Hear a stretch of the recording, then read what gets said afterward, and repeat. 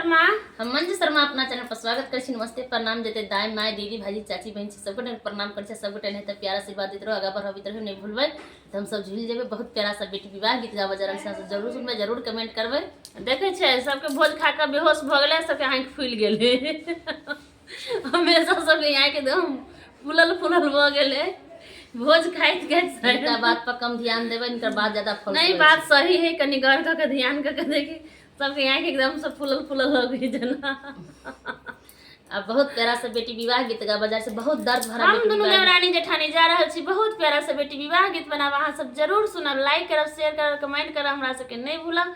और बहुत प्यारा सा बेटी विवाह गीत है, अहाँ सब फूल वाच करके सुनब। जरूर हमरा सबके कमेंट करके बताएब कि गीत केहन लागल और नहीं लागल। अहाँ सबके कमेंट के हम सब इंतजार करते रहे छी हमेशा कि कौन भैया दीदी हमरा सबके केहन कमेंट करे है।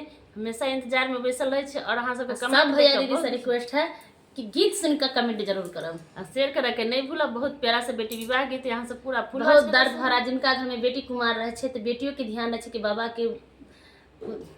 के पगड़ी पर कभी उलझन नहीं आवे और बाबा के ध्यान रखे कि कभी बेटी गलत कदम नहीं उठावे। बहुत प्यारा सा गीत है, यहाँ से जरूर सुनबे जरूर कमेंट करबे। बाबा के